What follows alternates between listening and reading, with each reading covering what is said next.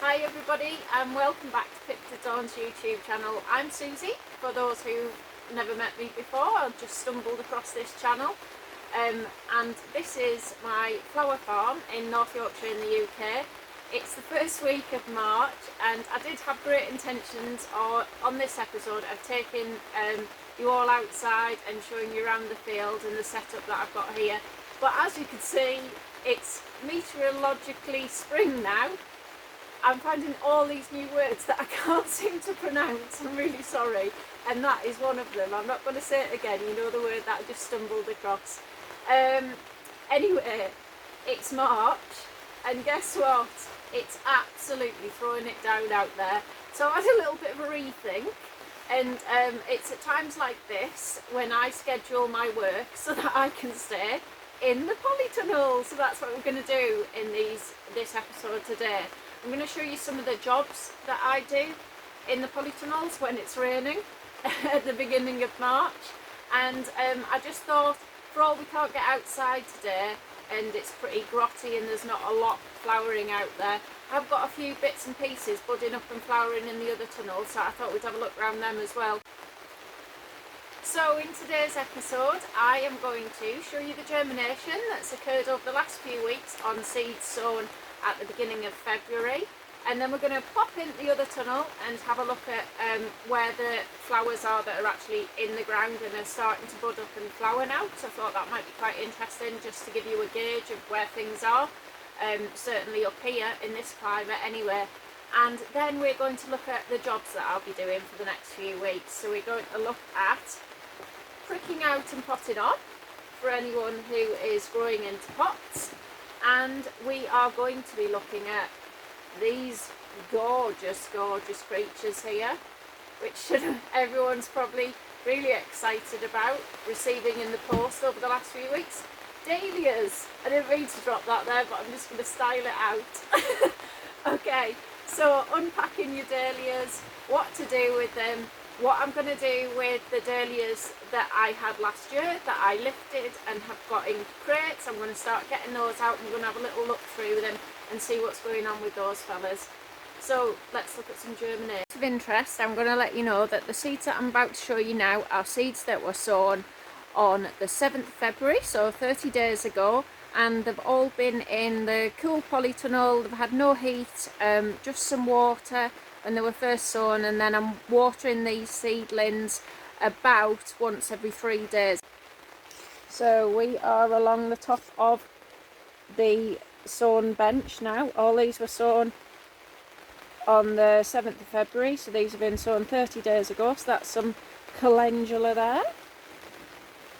Hope I don't make you motion sick doing it like this.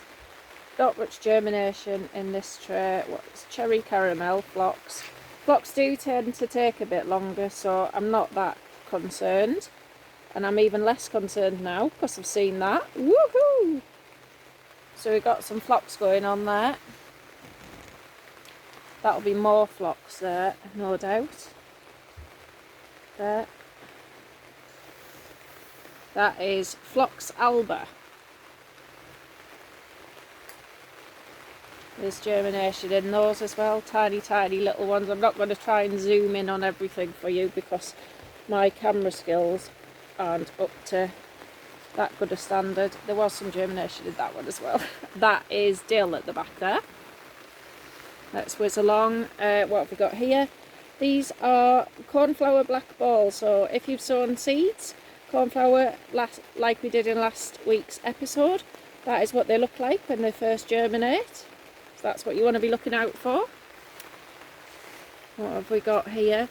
Oh yeah, these are some of my new favourite hardy annuals. I'd never grown them until last year, but I really enjoyed them last year, so I'm growing more this year. This is Sapinora. Not much going on in there. Oh, in there, oh, my camera skills are severely lacking for these little tiny seedlings. That there is poppies. Got quite a lot of germination going along here, so they're all my asters. You can see just pop in there. It's going to get really boring for you if I look at every little seed tray. but we've got achilles there, we've got larkspurs. Oh, larkspurs there, just coming, so that's good. These were one of the first ones to germinate, and I have got a Piperae 100% germination on this tray, and this is Merlot Mount Blanc, that one, not the one that I sowed in the last episode. Got more asters, more asters. This is Beplorum, so that's the green type filler, and that there is all Amimagus. So all those ones in those slightly smaller trays I'm going to pot on into the bigger trays. So that's what we've got germinating at the minute. So now you join me in the other tunnel. So this is the double tunnel where I was sat when I filmed our intro video. This isn't where I germinate seeds. I don't sow into plug trays in here. I just use this tunnel for growing flowers. So as you can see, it's got laid out behind me there, it's got beds.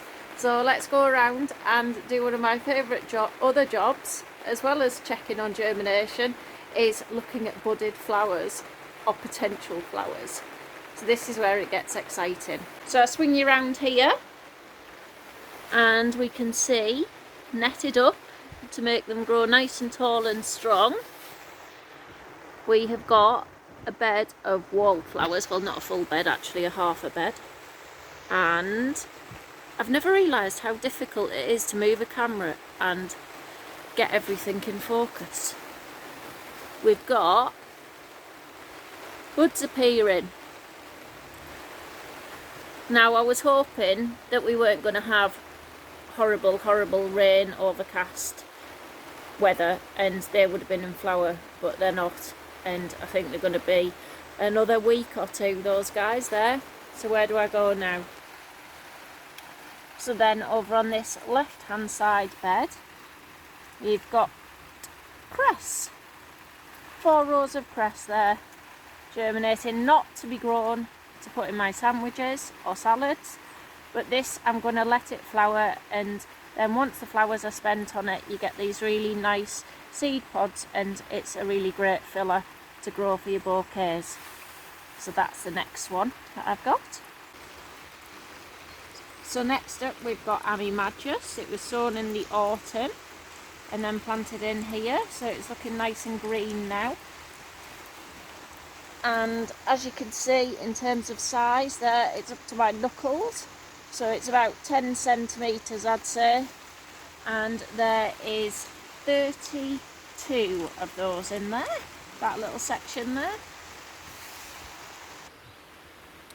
And next to them we have got 32 dahlia. They're slightly smaller, but I'm not worried about that. So also in this back section here I do grow some bulbs in crates to bring them on a little bit sooner than my big beds of them outside. So these are some narcissus here. And the other things that I grow into crates are fritillaries. So these are my snakehead frits here.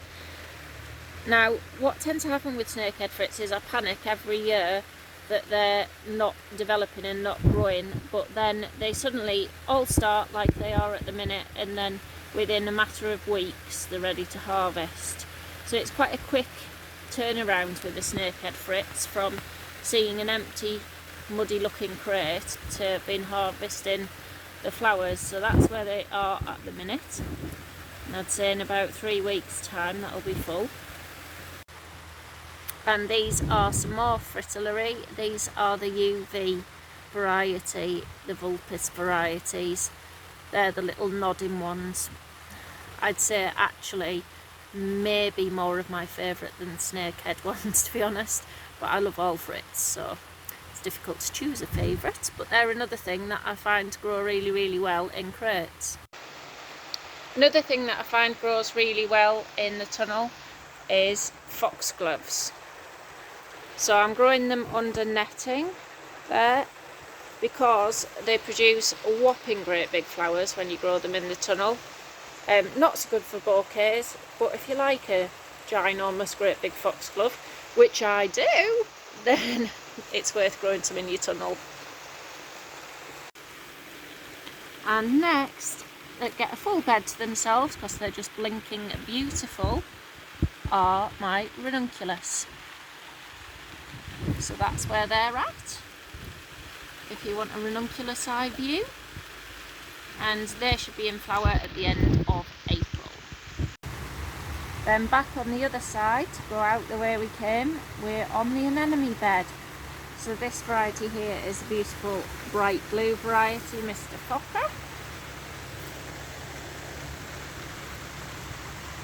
Woo! Gonna have some flowers soon. And these are really, really good, strong varieties. The blue one and Sulphide, which is the bright pink one. Maybe the least popular colours, but the most prolific. I'm trying to show you all the buds that are down there. Look at them. So we're going to have mountains and mountains of flowers in a few weeks' time. So that's where things are at in here at the minute. As you can see, there's buds, there's hope, and when they come there will be flowers, but we're kind of just teetering on the brink of things beginning to move and green up and have enough energy to start producing some flowers. There's absolutely nothing that I can do to bring that on any quicker. We've just got to hope that the rain stops and we get a bit more sunshine and things gradually increase in terms of temperature, and then within a couple of weeks this place will be full of flowers. So let's go and do some work, shall we, to make sure we have enough flowers going through the rest of the season. So we're going to prick out some cornflowers and some stocks, I think, as well, and then we're going to take a look at those dahlias. Now we're going to do some work. So if you have sown any seeds into a pot or a tray like that, and they're now at this stage, which they probably will be in after about 2 to 3 weeks of sowing, dependent on variety. These here are some lovely little cornflowers. Now is the stage you want to be looking at pricking them out. So I'll show you how I do that now. I don't have fancy equipment for this next process. I either use a teaspoon, so be worried if I ever offer you a cup of tea, or a fork, so even be more worried if I offer you some food, or sometimes just fairly normally a plant label, because I tend to find that it's good because it bends and I'm not doing the roots much damage with this technique. And as you can see there, all I'm doing is I'm just prizing away the compost. And then what we need to do is make sure that when you handle these seedlings rather, you are always handling them by their leaves, not by their stems or their roots, because they're the two things that we definitely don't need to snap. So there, we've separated them out. If you're struggling, sometimes it means that your compost can be quite dry, so I'd always give my compost a water before I start this process. So tiny little seedling, but massive roots there. And now all you have to do is, in your prepared seed tray or potting on, one's just escaped there, create a little hole down the side, tuck his roots in, rescue that one, and all I'm doing is just gently tucking its roots in and putting them in. Right, I'm going to continue this tray now.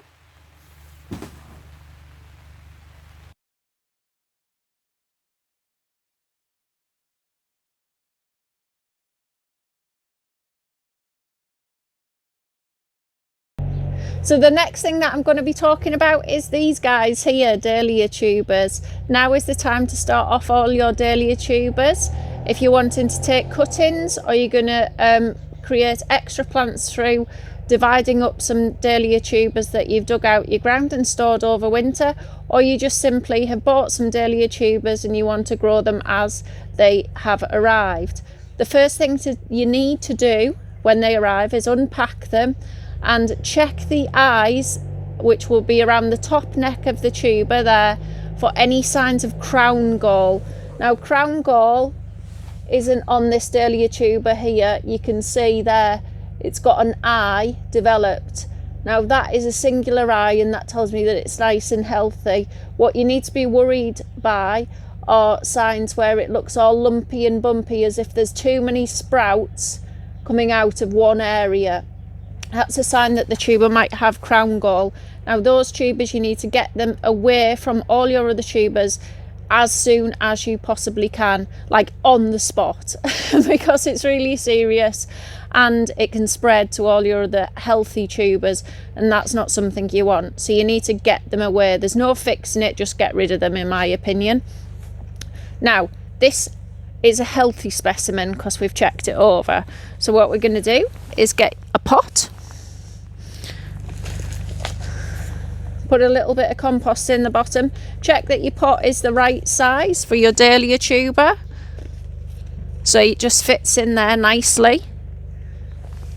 And then I'm going to sprinkle on some more compost.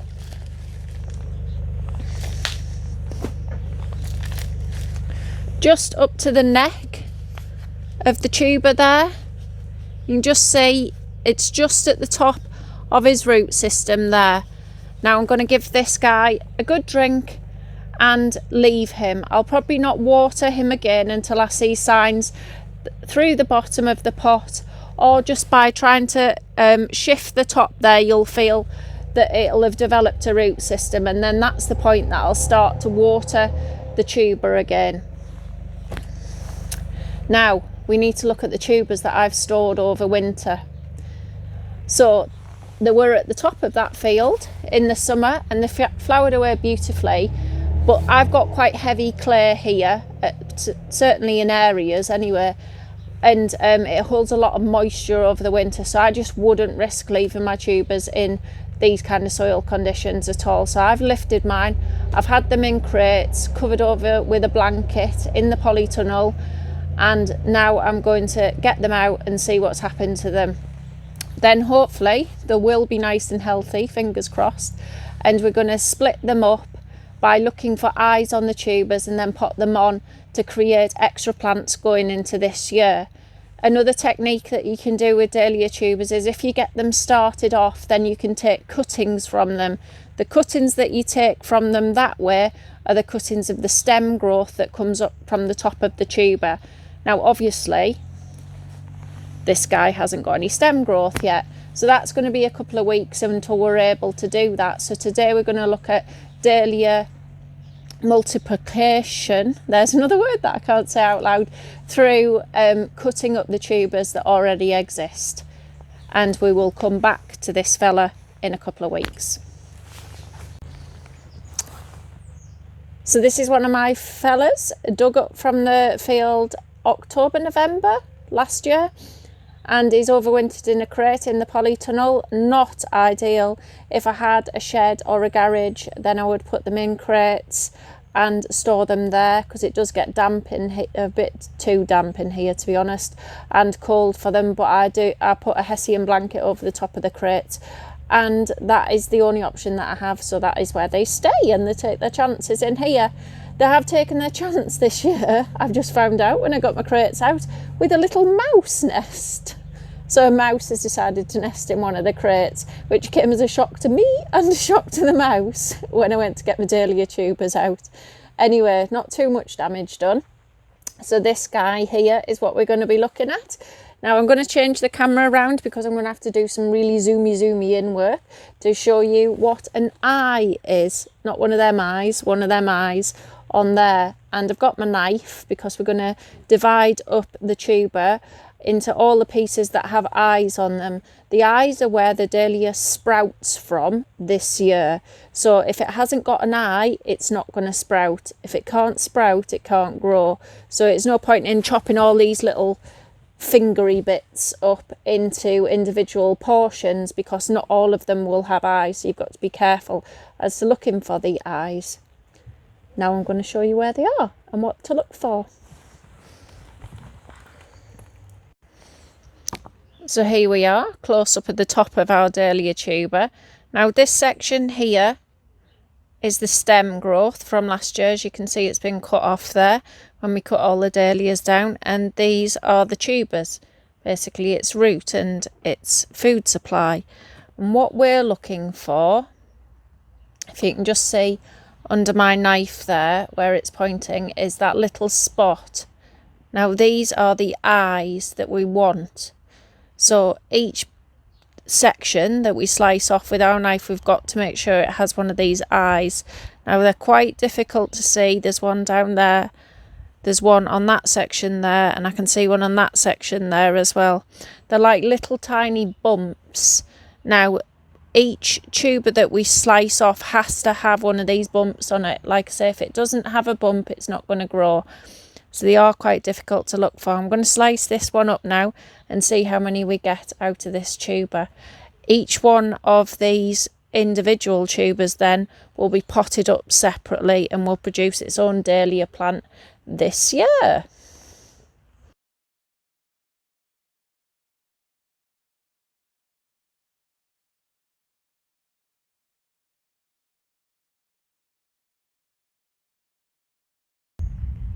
So from that tuber I've managed to get 11 new tubers, which should grow into plants this year, hopefully, fingers crossed.